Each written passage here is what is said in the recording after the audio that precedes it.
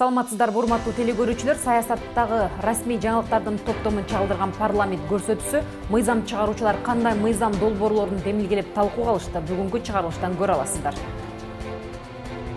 Шайлоо жакындаган сайын шайлоо кымбаттап, адамгерчилик арзандап баштады. Шайлоодо акча, админ ресурс, молдоке жана бандиттердин ролу жогору. Эгерде фундаменталдуу чечели десек, биринчи аким кабинетинде могу партияга добуш бер деп айтса, ошол түздөн түз шайлоого кийлигишкен болуп, ал административдик эмес кызматтан кеш керек, кылмыш иши козголуш керек. Ушуну киргизе алабызбы? Депутаттын пикиринде коронавирусту шылтоолоп дары-дармектин баасы күндөн күнгө өсүүдө, ортодо баягы эле шылуундар пайда көрүү аракетин көздөөдө. Топунуштар турат деген мезгилде биздин дары-дармек поставка кылган компаниялар бар. Вот на этом наживаются, да, байып атышат. Буга көзөмөл барбы өкмөт тарабы? Кумар оюндарына тыюу салынган сайын улам жаңысы чыгууда. Компьютер өзү ушундай чыгарат программа. Анан көбүнчө жарандар утулат экен. Мына булар бинардык опцион түн ичинде иштейт экен. Кыргызстан 164 мамлекет менен дипломатиялык байланышты бекемдеди. Автоматташтырылган маалыматтык система АМС жабдуулар коюлган, автоматташтырылган маалыматтык система паспорт, ЗАГС, жарандык жана консулдук катоо колдонулат. Саясий партиялар жөнүндө мыйзам долбоору, конституциялык мыйзамдар, мамлекеттик түзүлүш, сот укук маселелери жана жогорку кеңештин регламенти боюнча комитеттин кароосуна коюлду. Долбоордун максаты саясий партиялардын ролу менен жоопкерчилигин жогорулатуу, мамлекеттик башкаруу системасындагы ордун бекемдөө жана мамлекеттин каржылоо маселеси дагы каралууда. Саясий партиялар жөнүндөгү мыйзам долбоорунда ошону менен бирге эле партияларды каржылоо маселеси да камтылган. Шайлоо алдында кандайдыр жеке кызыкчылыктарга байланыштуу пикирлер чыкпасын деп, долбоордун авторлору эгер кабыл алынып калса, мыйзам 2021 жылдан тартып күчүнө кирет дегенге токтолушкан. Бул мыйзам юридикалык күчүн 2021 жылдан иштейт.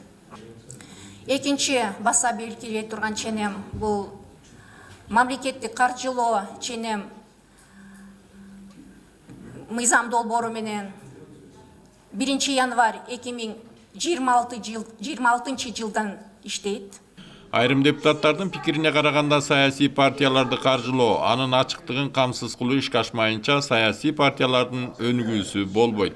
Эгерде саясий партия мамлекет тарабынан каржыланса, ал жерде материалдык дагы ар бир жарандын, ар бир саясатчынын, ар бир ошол парламентке барам деген партиялардын барына тең бирдей калыс мамиле болот эле. Мыйзам долбоорунда шайлоочулардын 2%-тен ашык добушун алган саясий партияларга саясий партиялар күрөөгө койгон каражаттарды бөлүштүрүп берүү деген норма бар. Депутат Кенжебек Бокоев буга каршы. Бул шайлоону өткөрүүгө бюджеттен кеткен чыгымдардын ордун ошол күрөөлөрдүн негизи менен толтуруу максатында бюджетке бергенбиз да. Эртең саясий партияларды каржылоо үчүн эмес. Эмнеге каржылоону 2026 жылдан баштап жатасыңар дегенге мындай эки жүйө бар. Баягы эксперттердин божомолу боюнча 24 жылдан тартып экономиканын өсүү болору айтылууда. Мыйзам долбоорунун авторунун пикирине караганда негизги максат саясий партиялардын жоопкерчилигин жогорулатуу, мамлекеттик башкаруудагы ролун бекемдөө. Долбоорду талкуулоо маалында партияларды каржылоого республикалык бюджеттин 0,001% берилүүгө тийиш деген маселе кайчы пикирлерди жаратты. 16 миллион сом. 16 миллион сом карап келгенде ошондой болгон болсо, же 40 миллион сом, ал эчтекеге жетпейт. Бирок фактичте алып атасыңар деген сөз болот да. Бюджеттен каржылоо дегенде кодекске карама каршы келип атат. Жана бул маселени алып салуу сунушу менен добуш берейик да. Мына ушундай талкуудан кийин мыйзам долбоорунун концепциясы жактырылды. Шайлоо мыйзамдары чөйрөсүндө айрым мыйзам долбоорлоруна өзгөртүүлөр сунушталып, бузуулар кодексине шайкеш келтирилүүдө. Сунушталган мыйзам долбоорунда таза демократиялык шайлоолорду өткөрүү, шайлоочулардын эрк билдирүүсүн бурмалаган аракеттерди болтурбоо, шайлоо мыйзамдарын бузгандыгы үчүн жазага тартуу сунушталууда. Демилгечилердин бири Аида Исмаилова шайлоо мыйзамдарын өркүндөтүү стратегиясы кабыл алынгандыктан анда мыйзам бузуулардын алдын алуу, бөгөт коюу, жарандардын шайлоо укуктарын коргоо милдети камтылганын билдирди. Шайлоо дарегин алмаштырган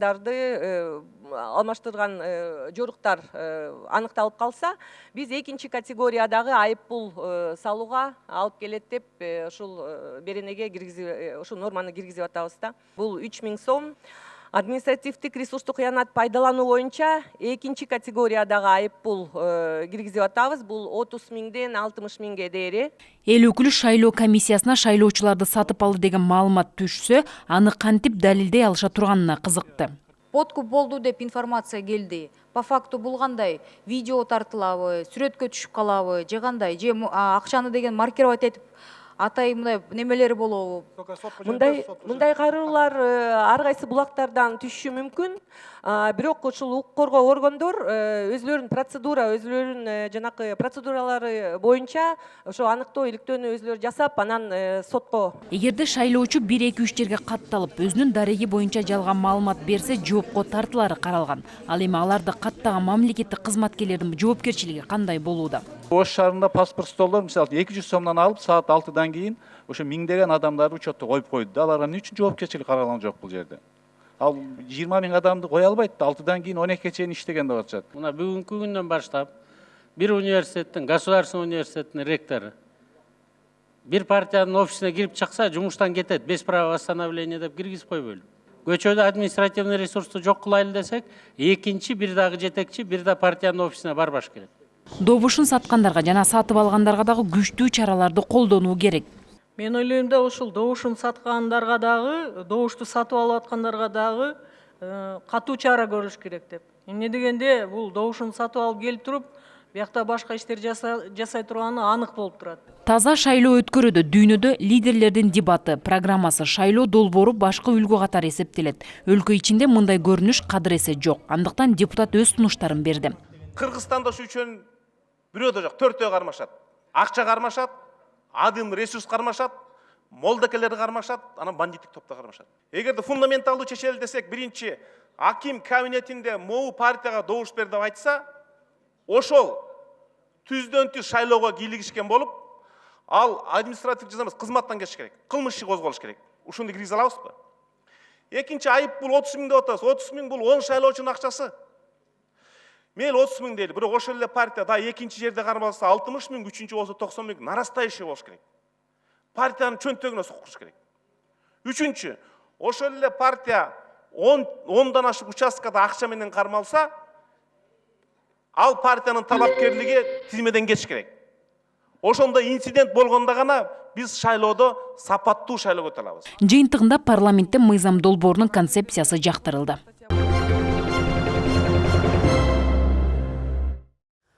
Кумар оюндарына тыюу салынган сайын анын жаңы түрү чыгууда. Ага бөгөт коюу максатында кумар оюндарына тыюу салуу тууралуу мыйзамга өзгөртүүлөр киргизилип, эл арасында электрондук казино деп аталып келген бинардык опциондордун ишин токтотуу каралууда.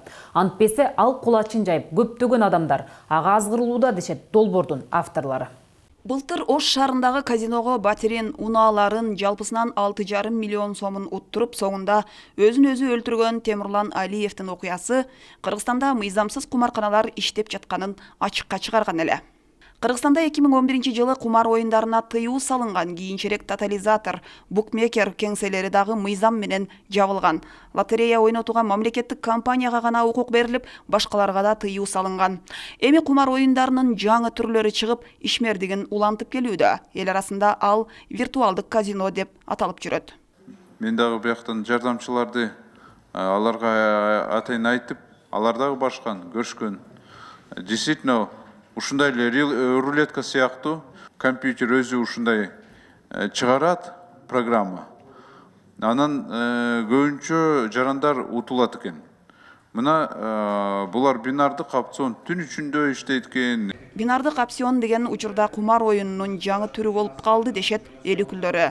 Бинардык опцион булар айтып атышат, биз фондовый биржа катары иштеп атабыз деп. Бирок бул жалган маалымат. Өкмөт өкүлү билдиргендей, бинардык опциондук 12 субъект бар. Анын 7-і активдүү иштеп, өздөрү дагы эбегейсиз пайда көрүп, салык дагы төлөп жатыптыр. 2019 жылы 123 миллион 622 мың, январь 2020 жылы 5 миллион 318. Мамлекетке каражат түштү деп кубанган менен бинардык опциондон салык катары былтыр түшкөн ошол 123 миллион сомдо кумардын курмандыгы болгондордун дагы үлүшү жок деп эч ким айта албайт. Виртуалдык казиного акылы быш элек өспүрүмдөр азгырылып кеткен учурлар өтө көп дешет мыйзам долбоордун авторлору. Анын сервери Казакстанда экени айтылды. Андыктан тийиштүү тараптар чара көрүп, интернеттеги онлайн оюндарга блок коюуну депутаттар сунуштады. Biz her bir kişinin үйüne girip alıp internetini жаба албайбыз да, туурабы? Бирок общий потокту каяктан келип атат, эмне кылып атат, отслеживать этип, Кыргызстандын ичинде блокировка кыла турган уже азыркы инструменттердин баары бар экен да. Мыйзам долбоорун талкуулоодо ар башка пикирлер жаралды. Айрым депутаттар Ысык көл сыяктуу туристтик зоналарга чет элдиктер үчүн казинолорду ачуу сунушун берди. Ысык көлгө окшогон жерге, Баткенге окшогон жерге, бир-эки жерге официальный бир казинону ачышыбыз керек. Биздин жарандарды кирбей турган кылышыбыз керек. Сиздер айтып атасыздар, чет элдик жарандар.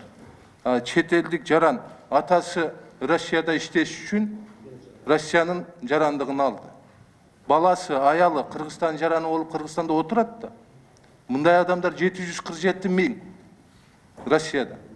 Ошондой эле Казакстанда 50 миңден ашуун. Сиздер ойлоп атасыздар, бул мыйзам кирип калса жалпы кыргызстандыктарга мындай таасири тийбейт деп. Бул таапtakыр болбогон иш. Казино жабылдыбы? Ачылбаш керек ал.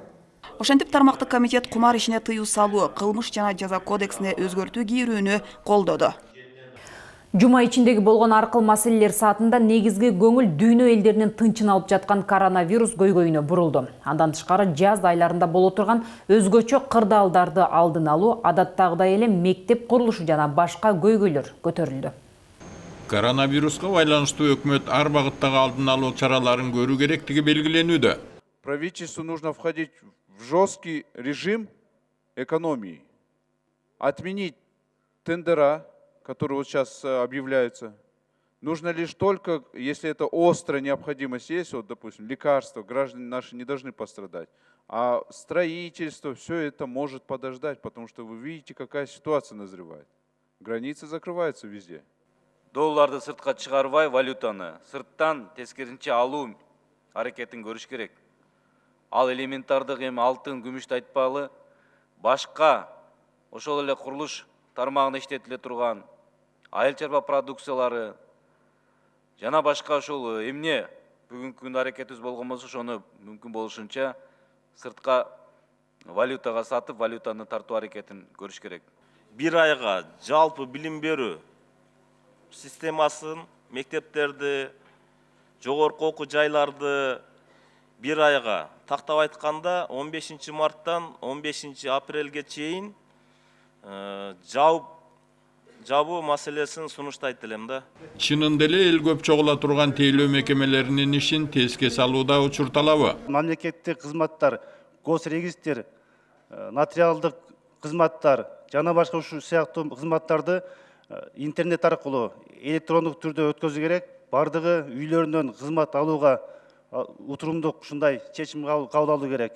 Бардык эле нерсени өкмөттөн талап кыла бербей, төрага белгилегендей, эл өзү да аң сезимдүү мамиле кылышы кажет.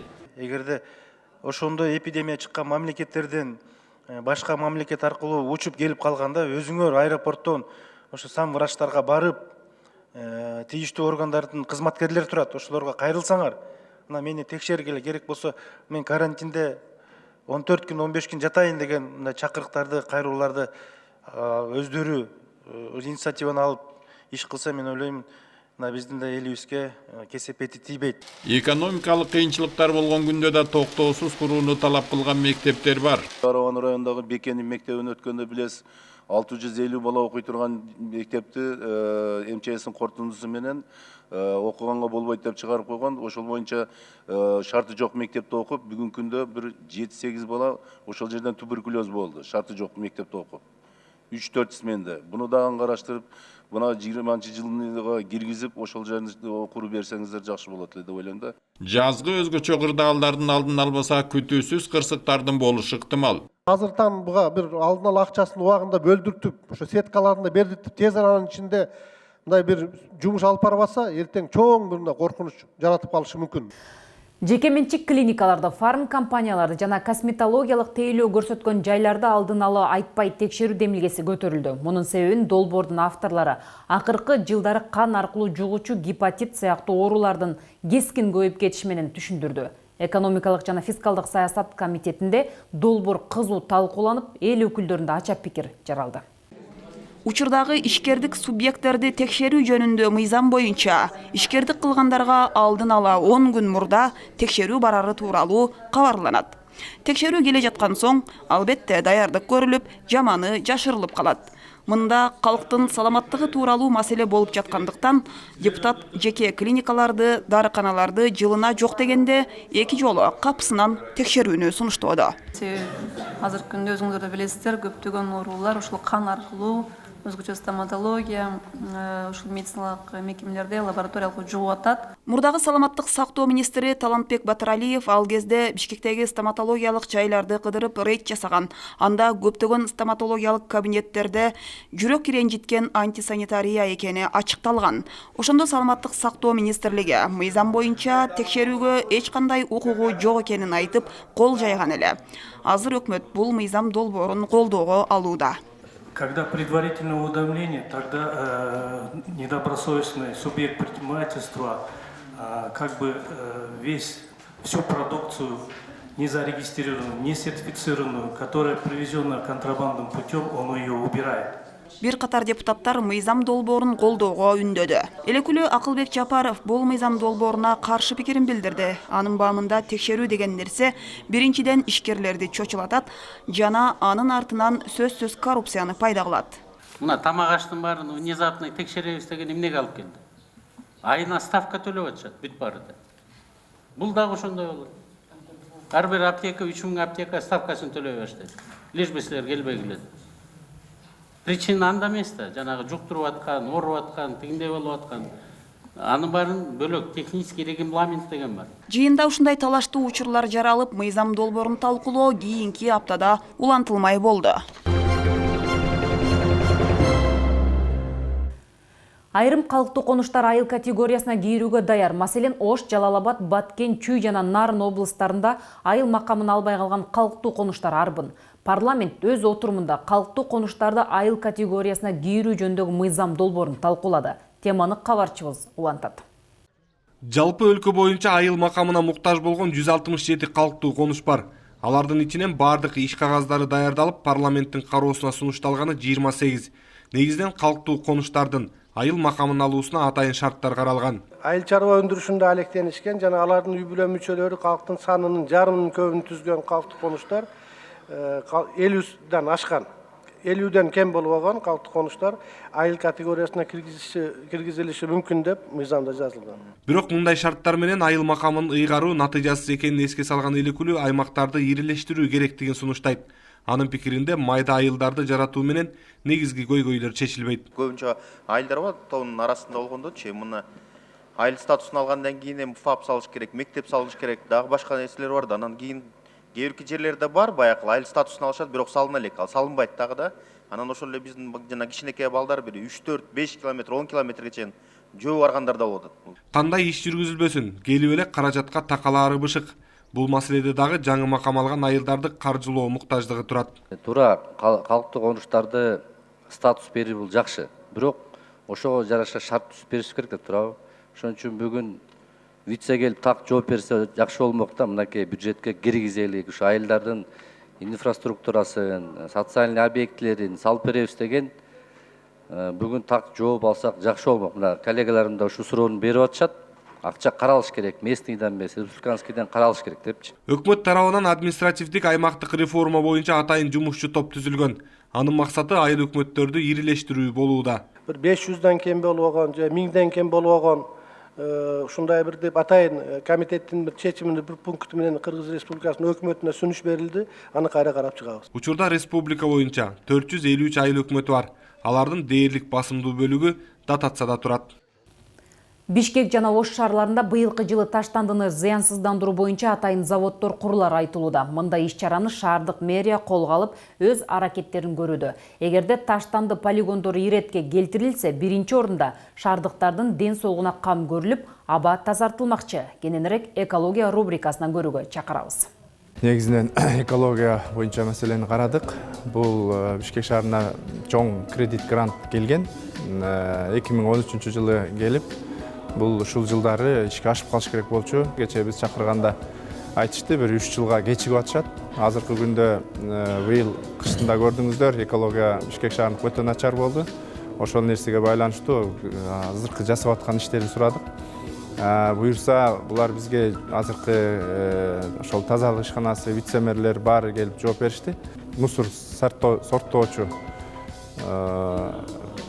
ишканасы ишке кирет ошол полигондо.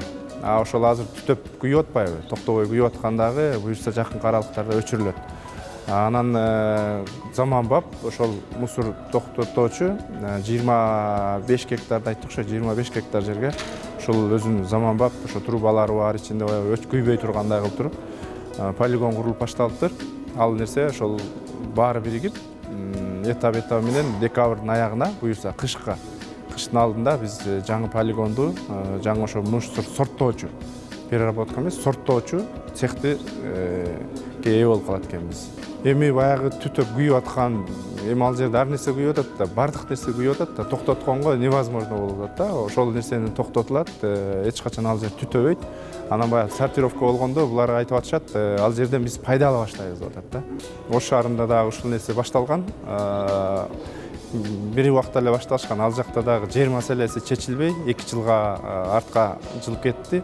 Бирок шаар өзүнүн территориясынан 25 гектар табышып, алар дагы бүгүнкү күндө полигонду куруу иштерин мына баштайбыз деп турат. Алар дагы тендердин жыйынтыгын марттын бир орто ченинде ачабыз дейт. 3 фирма катышыптыр полигон курганга. Аларда дагы буюрса 2 шаарда тең иш кетип атыптыр. Дүйнөлүк банк аймактык өнүктүрүү долбоорунун алкагында Кыргызстанга 63 миллион АКШ долларын бөлүүдө. Берилген каражат айыл чарбасын өнүктүрүүгө, инфраструктураны жакшыртууга жана маданий жайларды оңдоп, туристтик агымды күчөтүүгө сарпталары пландалууда. Тармактык комитеттин жүрүшүнөн кабарчыбыз баяндайт. Бөлүнгөн каражаттын 50% грант, ал эми 50% насыя түрүндө берилүүдө.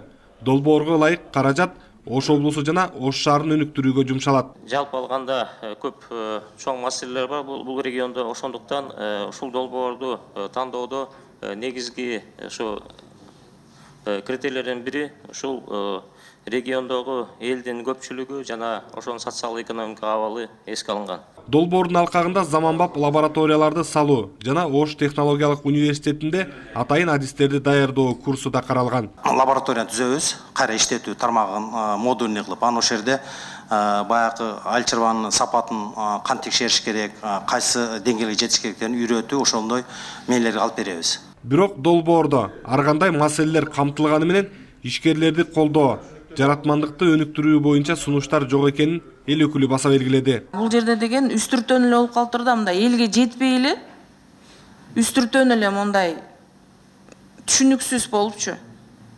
Үстүртөн эле кайра эле обучение, кайра эле мурунку лабораторияга дагы оборудование, кайра эле тротуарлар, кайра эле жолдор болуп атат. Бир гана жакшы нерсе айттыңыз, эгерде деген жакшы мындай малый бизнестен деген ушундай жакшы проект болсо, ошол жерге биз жолду, инфраструктураны куруп бергенге ушул киргизип атабыз депчи. Талкуу учурунда өкмөт тарабынан берилген маалыматтар жетишсиз болуп жатканын айткан эл өкүлү бул маселени тыкыр кароо керектигин сунуштады. Мен де мурдагы айтылган коллегаларыма толугу менен кошуп кетилем да.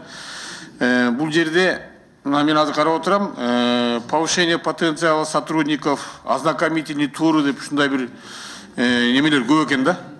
Баягы кофе брейк деп эле азыр мына көзүңүз көрүп атасыз, бюджеттик комитетте биз ушул 20 жылдан бери алган 11 миллиард доллар алыппыз, ошонун 7 миллиард кредит, калганы грант экен. Ошонун көбү кофе брейкке кеткен, чын айтсак, баягы контроль болбостон. И бул да ошондой болуп калышы мүмкүн болуп атат да. Жыйын соңунда аталган сунуш пикирлерди эске алуу менен мыйзам долбоорун комитет мүчөлөрү колдоп беришти. Нарын гидроэнерго курулуш ачык акционердик коомунун мамлекетке болгон карызы ушул убакытка чейин төлөнбөй келет. Бул боюнча аталган коомдун иши жөнүндө отун энергетикалык комплекс жана жер казынасын пайдалануу боюнча комитетте өткөн жыйында белгиленди. Анда Нарын гидроэнерго курулуш ачык акционердик коомунун жетекчилиги маалымат берип, ишкана дээрлик өзүн өзү актабай турганы маалымдалды. Мамлекетке болгон карызды кайтарууда мүмкүн болбой жатканын уккан эл өкүлдөрү ишкананы толугу менен Энерго холдингдин карамагына өткөрүү сунушун өкмөткө тапшырды. Башка жол жок экен. Керек экен ушул ишкана. Туурабы? Керек эртең ГЭСтерди салабыз деп атабыз. Чоң жана кичине ГЭСтерди салганда буга окшогон специалисттерди табыш кыйын экен. Чында эле Орто Азияда мындай ишканалар чанда да азыр. Мындай специалисттер азыр жана Россияга барып, ушакка барып куруп атышат. Эми ушуларды кармап калыш керек. Эртең биздин келечегибиз баары эле ушу ГЭСтер менен турат да. Жума ичинде болгон парламенттик угуу бузуулар жөнүндөгү кодекске жана автомобиль жолдору туурасындагы мыйзамга сунушталып жаткан өзгөртүүлөрдү карады. Парламенттик угууга тиешелүү адистер жана айдоочулар бирикмелеринин өкүлдөрү катышып, айтылган мыйзам долбоорун кеңири талкууга алышты. Талкууга алынган мыйзамдарга сунушталып жаткан өзгөртүүлөр биринчи кезекте буга чейин орун алып келген коррупциялык механизмдерди сындыруу, эбегейсиз каражат жумшалып салынган жолдорду сактоого байланышкан. Өзүңүздөр белгилүү болгондой, атайын жолдорду сактап калуу үчүн таразаларды орнотконбуз. Ошол таразалар өз максатына жетүү. Ошол жакта болуп аткан ар кандай коррупциялык схемаларга бөгөт коюу. Экинчиси анын алкагында ошол жолдорубузду сактап калуу. Республикалык маанидеги чоң трассалардын боюна таразалар коюлган. Бирок ага карабай, нормадан ашык жүк жүктөп алган автомашиналардын агымы токтогон жок. Ар кандай коррупциялык жолдор менен таразага кирбей өтүп жатканы жашырын деле эмес. Депутат Марлен Маматалиевдин сунушу автоматташтыруу болууда. Сиз коюлган нормадан ашыкча жүктөп алыңыз, кайра кайтып, же болбосо ошол жерден разгрузка кылбасаңыз, сиздерге штраф келет деп ошол жерде таблоодо айтат. Бул система боюнча ал жерде азыркыга окшоп кишилер турбайт, бардыгы автоматтык түрдө эле нарушение кыла турган болсо, автоматтык түрдө жана үйүнгө письмо счастья аркылуу эле ушинтип келип тура турган системаны сунуштап жатабыз. Оор жүк тарткан машиналардын жолго күч келтирбей турган салмактык чеги аныкталган. Жолдордун салмактуулугу 15-жылга чейин 9-10 тонна болчу. Бүгүнкү күндө биз жаңы ээптин алкагындагы ошол регламенттин негизинде бүгүнкү күндө биз 11,5 тонна алып атабыз. Бул 11,5 тонна ошо 15-жылдан кийинки жолдор курулуп аткан жолдорго, курулуп аткан ошо долбоорлонгон жолдорго только биз 11,5 тонна кылып, жалпы жолдор биздикилер 10 тоннага эле расчеттолгон жолдор. Машинанын ар бир огуна делген салмактык чекти алып салуу керек деген ойлор да айтылды. Осевой нагрузканы алыш керек деп. Абдан туура. Бул деген аптека эмес. Аптекага келип, граммдап салып, тартып жиберип койгондой.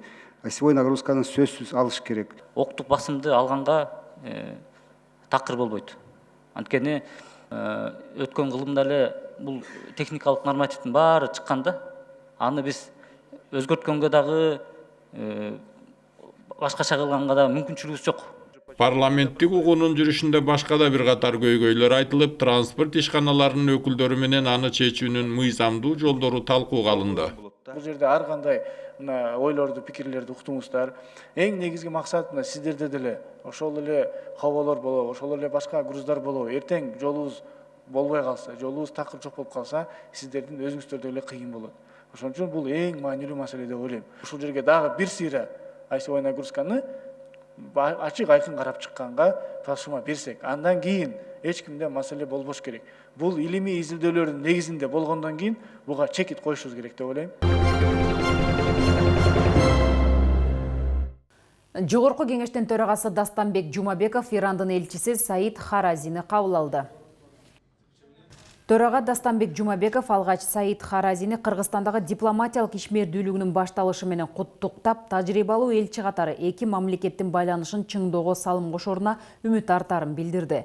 Жолугушууда тараптар эки өлкө ортосундагы саясий, экономикалык, маданий, гуманитардык алакаларды арттыруу багытында баарлашып, парламенттер аралык кызматташтыкты кеңейтүү маселелери боюнча ой бөлүштү. Муну менен катар Ирандын айыл чарба тармагында чакан жана орто ГЭСтерди куруу багытында тажрыйбасы чоң экенин айткан төрага Кыргызстан бул жаатта инвестиция тартууга кызыктар экендигин кошумчалады. Ошондой эле Жогорку кеңештин төрагасы Дастанбек Жумабеков КТРКнын байкоочу кеңешинин мүчөлөрү менен жолукту. Өз кезегинде байкоочу кеңештин төрагасы Азамат Болгонбаев бир катар көйгөйлөргө токтолду. КТРКнын курамындагы 6 телеканал жана 5 радионун ишине түздөн-түз таасир берүүчү заманбап техникаларды алуу үчүн каржы жетишпегендиги курч. Жогорку кеңеш жана өкмөт аталган маселени өз көзөмөлүнө алып, маалымат айдыңындагы мааниси жогору корпорациянын бюджетин көбөйтүүгө көмөктөшүүнү сурады. Төрага Дастанбек Жумабеков айтылган сунуштарды парламенттин тиешелүү комитетинин мүчөлөрү менен талкуулап, бюджетти кароо учурунда эске аларын билдирди.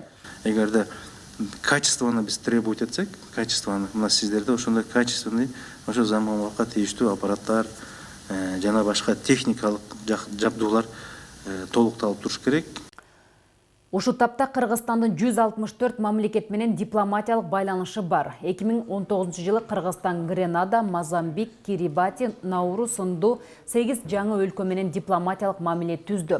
Бул тууралуу министр Чыңгыз Айдарбеков Жогорку кеңештин эл аралык иштер, коргоо жана коопсуздук боюнча комитетинде Тышкы иштер министрлигинин 2019 жылдагы иши жөнүндө маалыматын угууда ырастады. Өткөн жылы 87 000 консулдук кеп кеңештер берилген. Бул андан мурдагы жылга салыштырмалуу кыйла көптүк кылат. Ошондой эле Россиянын Новосибирск шаарында консулдук кызмат ачылды. Азыр ушундай кызматтарды Иркутск, Сахалин шаарларында да ачуу мерчемделип жатканын министр билдирди. Мамлекеттик каттоо кызматы менен бирдикте Кыргыз Республикасынын чет өлкөлөрдөгү мекемелерин 38 консулдук пункттарында автоматташтырылган маалыматтык система АМС жабдуулар коюлган жана Кыргыз Республикасынын чет өлкөлөрдөгү мекемелеринин 52 консулдук кызматкерлерине кирүүгө мүмкүнчүлүк түзүлгөн жана алар боюнча автоматташтырылган маалыматтык система паспорт, ЗАГС, жарандык жана консулдук катоо колдонулат. Жогорку кеңеште китепкана иши жөнүндө мыйзам долбоору экинчи окууда колдоо тапты. Талкууда эл өкүлдөрү айыл жергесиндеги ээн калган китепканалар менен маданият үйлөрүнө интернет тартып, тил үйрөтүү жаатындагы окууларды өткөрүү, кесиптик багыттагы курстарды ачуу, электрондук китепканаларды түзүү, ар кандай мазмундагы китептерди саттыруу менен алардын ишин жандандыруу, ушундай эле иш-чара аркылуу айыл маданиятын көтөрүү тууралуу сунуштарын беришти. Кыргызстанда 1069 китепкана бар. 51 Маданият министрлигинин балансында. Алардын ичинен Алыкул Осмонов жана Касымалы Баялинов атындагы экөө улуттук сунушталып жаткан мыйзам долбоорунда улуттук статуска ээ болгон китепканада иштегендердин эмгек акысын көтөрүү сунушталууда. Андан тышкары райондук айыл аймактардагы библиотекачылар да бар да. Алардын акыбалы кандай болот? Этап менен бюджетти карап көрсөк мүмкүнчүлүк жок экен да, ошон үчүн биринчи улуттук деген статусу бар китепканалардын көтөрүлү деп, андан кийин китеп көтөрүлү деп ушул ишти баштап атабыз. Баткен облустук китепканасы деле билесиңер, уже облус болгонуга 21-22 жыл болсо, ошончо жылдан бери китепкана арендада отурат. Аны жакшы билесиңер, айга 40 миңден аренда төлөйт. Бүгүнкү күндө уже 20 жылдан бери 2 миллиондон ашык төлөдү да. Бюджеттен кетти ошол акча. Андан көрө ошол суммага давно уже здание куруп койсо болмок да. Ошону эч колго албайсыңар. Ал китепканалардын жалпы фонду 19 миллион, алардын ичинен 6 миллион китеп улуттук китепканада сакталууда. Дагы окурмандардын санын көбөйтүү үчүн импорттолуп келген китептерге болгон салыкты жоюу сунушун эл өкүлү берди. Кыргызстанда арак менен китептин салыгы бир дейт. Ушуга кандай дейсиз? 12% эндиес төлөт, ушу китептерди которуп, китептерди чыгарып, китеп менен алек болгондор. Бүт дүйнөдө нөл, эч кандай салык төлөбөйт. Ушул китеп менен алек болгон китепти бүт салыктардан бошотуш керек. Жөн эле отурбастан жаңы тенденцияны киргизбейсиңерби китепканаларга? Мына бизде китеп дүкөндөр бар, нуска деген. Китепканаларга ушундай уруксатты бербейсиңерби? Алар дагы китептерди сатканга ошол жерде отуруп, китепти окуп, кофе ичип кетсин. Министрлик, жарандык коом, мыкты авторлор, чыгармачылык бирлик, басылмалар тарабынан бир адамдан бир китеп долбоору жүзөгө ашууда. Эми электрондук китепканаларды кеңейтип, аудио чыгармаларды жайылтуу керек. Аудио китептер көбөйүп кетти да. Ушулардын топтомундагы чогултуп туруп сиздер ушул өкмөт тарабынан элечи бир өзүнчө сайт ачып чогултуп койсоңуздар. Электрондук библиотека, анан кийин аудио китептердичи. Библиотека.kg деген дагы бир сайт бар экен. Андагы немелер менен жолуктум. Алар дагы толугу менен ушу мамлекетке жардам берет элек, керек болсо кандайдыр бир немелерин бекер кылып берет элек дейт. Алар менен дагы байланыссаңыз, эгер неме болсо мен да жардам берейин. Алар дагы ушу биздин патриот балдар экен, түзүп иштеп атат кадимкидей элечи. Бирок эми анын Минобразованием чогуу чечиш керек да. Кыргызстан эгемендикти алгандан бери 800 китепкана жабылган. Көйгөйдү чечүү максатында жазуучулар, басылмалардын жетекчилери чогулуп бирдиктүү концепция иштеп чыгуусу зарыл. Сунуш ошо китеп басмачылар менен китеп өндүрүүчүлөрүн чогултсаңыз, биз Кыргызстанда китепти өнүктүрүүнүн 2025-ке чейинки бир концепциясын иштеп чыгалы. Ошондо так өкмөт колдоп берсе, биз мындан дагы китеп өндүрүшүн алдыга кое алабыз. Китеп бул интеллект, китеп бул байлык, китеп бул адамдын жан дүйнөсү. Талкуудан кийин китепкана иши жөнүндөгү мыйзам долбоору экинчи окууда колдоо тапты. Жогорку кеңештин айым депутаттарынын кезектеги форуму аялдардын укугун коргоо, алар туш болуп жаткан зордук, зомбулукка жол бербөө маселелерин талкууга алды. Форумдун жүрүшүндө 8 мартта Ала Тоо аянтына чыккан аялдарга карата жасалган мамиле туурасында да сөз болду. Ак калпак кийип, маска тагынган азаматтардын аялдарга кол салганы салыпта жок окуя болгонун нааразылык менен билдиришти. Деги эле бул окуя дүйнөлүк коомчулук тарабынан да терс кабыл алынып, Кыргызстандын аброюна шек келтирип койгону айтылды. На видео там абсолютно четко увидела, что ребята в масках, закрывающие лица, собирались возле места проведения митинга обозначенного. Это уже тревожный фактор, который должен был правоохранительные органы обеспокоить. Жогорку кеңештин депутаты Улан Примовдун демилгеси менен Бишкек шаарында аялдардын эл аралык күнүнүн урматына асыл зат, ал эми Ош шаарында апаларга таазим аттуу иш-чаралар өткөрүлдү. Ошону менен катар рекорд аналитикалык окуу борборунун бүтүрүүчүлөрү менен да баарлашты. Ошондой эле эл өкүлү Жаңалай айылынын тургундары менен жолугушту.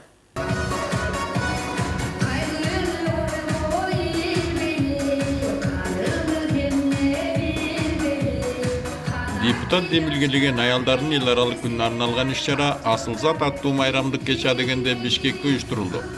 Майрамдык салтанатта тармакта эмгек сиңирип, өмүрү мамлекет үчүн арнаган апаларыбызга Ош Бирим телеканалынын кадырман медали, ардак грамотасы жана сыйлыктары ыйгарылды. Кыргызстандын 7 облусунан топтолгон 200гө жакын шайыр апалар өздөрүнүн концерттик номурларын тартуулашты. Иш-чараны өткөрүүнү Ош Бирим телерадио компаниясы моюндаганын белгилеп кетүүгө болот. Жалпы чоң жамааттын атынан ушул биздин мамлекетибиздин 7 дубандан келген энелерибизге ысык саламды айтып, жаз майрамыңыздар менен куттуктап коюуга уруксат этиңиздер. Ош Бирим телерадио компаниясынын аракети менен Ош шаарында да апаларга таазим аттуу иш-чара өткөрүлдү. Мында 300дөн ашуун айымдарга сый дасторкон жайылып, ардак грамоталар, атайын дипломдор жана Кыргызстан аялдар конгрессинин медалдары ыйгарылды.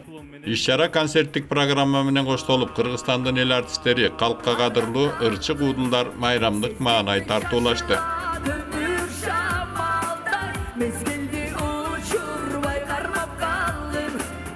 Ушул жолу эл өкүлү рекорд аналитикалык окуу борборунда билим алып жатышкан бүтүрүүчүлөр менен да жолугушту. Өлкөнү башкаруудагы бийликтин тармактарына токтолуп, мыйзам чыгаруудагы депутаттардын, өлкө башчысынын иш-аракеттеринин өзгөчөлүктөрү менен бөлүштү. Семинар суроо жооп иретинде улантылып, бүтүрүүчүлөр эл өкүлүнүн жеке турмушунан тартып, өлкөдөгү саясий экономикалык, билим берүү, экология жана тышкы саясат тууралуу суроолорун беришти. Кем багыттар боюнча суроолор. Кыргызстандын келечеги, биздин тышкы карыз, экология маселелери көтөрүп атасыздар чындыгында. Аябай, Кудай сиздер менен сүйүнүп отурам. Иш сапары маалында Жогорку кеңештин депутаты Улан Примов Алай районунун Жаңалай айыл өкмөтүнүн тургундары менен жолугушту. Айыл жашоочулары депутатка айыл көйгөйлөрүн айтып, аны чечип берүү жагын өтүнүштү. Залдын айынан көп нерсеге жетише албай калабыз. Мисалы райондордо волейболдордон 1-2 алып келип атышат район боюнча. Республика чейин барганга жакшы жөрөлгөлөр бар дейт. Буга чейин айылдын жаштары Улан Примовго жаштардын спорт менен алектенип, бош убактыларын пайдалуу өткөрүүсү үчүн айылга спорт аянтын куруу сунушу менен кайрылышкан. Депутаттын көмөгү менен спорттук аянтча курула турган болду. Мынол күн ысып кичине. Анан кийин иш башталса депчи. Ошого бүгүн убакытта буга чейин деле эл депутаты тарабынан бир катар жардамдар берилгенин айтып, айылдыктар ыраазычылык билдиришти. Программа Жогорку кеңештин басма сөз кызматы тарабынан даярдалып, мен Жылдыз Жолдошбаева сиздерге сунуштадым. Ушул жана башка маалыматтар сиздерди кызыктарса, толук Кеңеш KG сайтынан таба аласыздар. Саламатта калыңыздар.